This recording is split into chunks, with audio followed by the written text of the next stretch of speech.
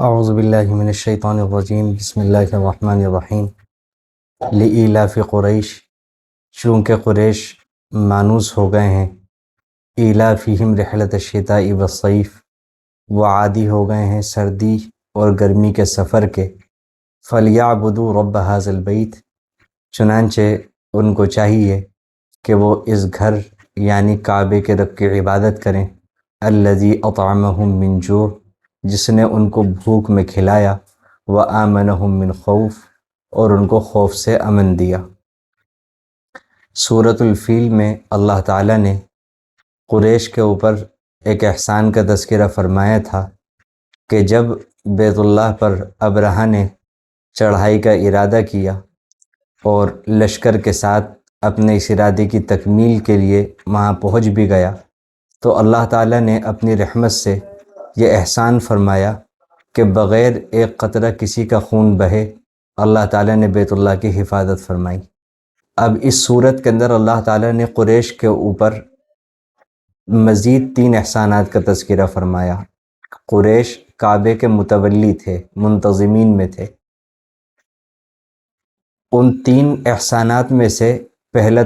احسان اللہ تعالیٰ نے یہ جتلایا ہے قریش کے اوپر کہ وہ 2 سفر کیا کرتے تھے، چونکہ کعبہ ایسی جگہ پر تھا جہاں نہ کھیتی ہو سکتی تھی اور نہ وہاں جانور پالے جا سکتے تھے، کیونکہ ان کے چارے کا انتظام نہیں ہو پاتا تھا۔ اس لیے اونٹ پالے جاتے تھے، کیونکہ اونٹ کانٹے دار پودوں کو بھی بطور غذا کے استعمال کر لیا کرتا ہے۔ تو جب وہاں نہ کھیتی ہو سکتی تھی، نہ تجارت کا کوئی سامان تھا، نہ جانور پالے جا سکتے تھے، اس لیے مکے کے لوگوں کی زندگی کا سارا گزارا وہ پورے سال میں 2 سفروں کے اوپر ہوا کرتا تھا۔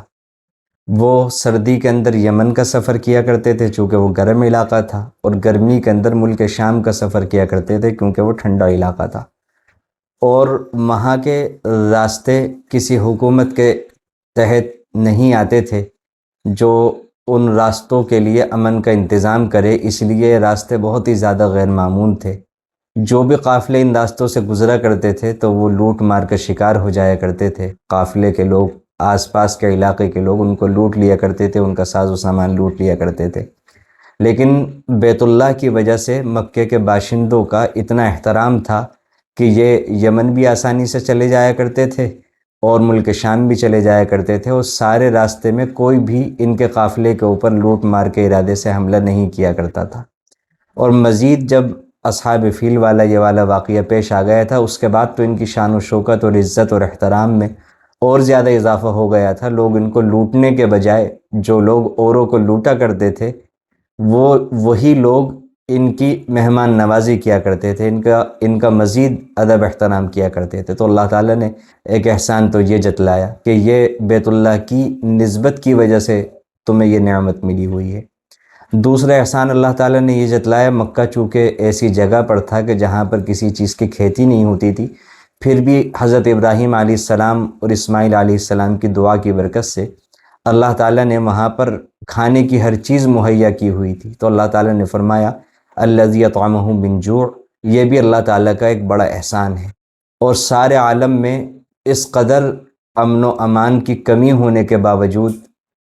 اللہ تعالیٰ نے مکے کو ایسا بنایا تھا کہ وہاں پر انسان کے امان کی تو کیا بات کی جائے، جانوروں کی جان کو بھی امان ہوتا تھا، کیونکہ حرم کے اندر کسی بھی جاندار کی جان لینا منع ہے۔ تو اللہ تعالیٰ نے ان 3 احسانات کا تذکرہ فرمانے کے بعد قریش کو مخاطب کر کے فرمایا کہ ان احسانات کا نتیجہ یہ ہونا چاہیے،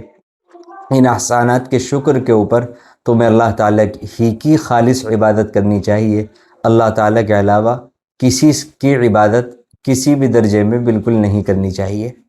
اس صورت میں ہم سب لوگوں کے لیے یہ سبق ہے کہ اللہ تعالیٰ نے اس صورت کے اندر 2 نعمتوں کو بنیادی طور پر بڑی نعمت قرار دیا ہے۔ ایک تو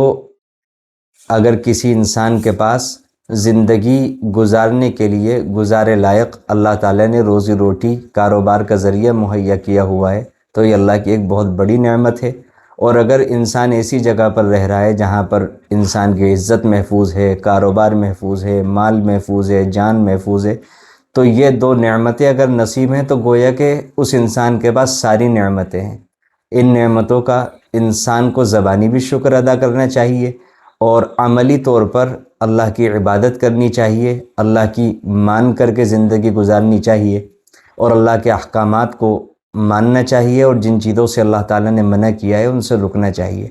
ہم غور کریں، اللہ تعالیٰ نے یہ نعمتیں ہمیں بہت اعلیٰ پیمانے پر دی ہوئی ہیں۔ الحمدللہ اس ملک میں جان، مال، عزت، آبرو بھی محفوظ ہے، کاروبار بھی محفوظ ہے، امن و امان کا اطمینان ہے۔ اسی طرح اللہ تعالیٰ نے ہم سب کو ذرائع معاش جو ہیں وہ بھی اچھی خاصی مقدار میں اللہ تعالیٰ نے دیے ہوئے ہیں کہ ہم میں سے ہر ایک عزت کے ساتھ اپنی زندگی کی ضروریات پوری کر رہا ہے اور اپنی ضروریات کے لیے کسی کے سامنے ہاتھ نہیں پھیلانا پڑ رہا ہے۔ ان نعمتوں کا جتنا شکر ادا کیا جائے اتنا کم ہے۔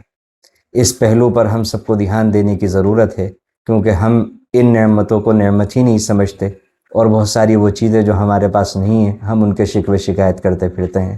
اللہ تعالی ہم سب کو شکر کرنے والی زبان اور شکر کے احساسات اور جذبات سے بھرا ہوا دل عطا فرمائے، اور ہم سب کو عملی طور پر بھی اللہ تعالی شکر کرنے کی اور اپنی فرمانبرداری کی توفیق عطا فرمائے۔ آمین۔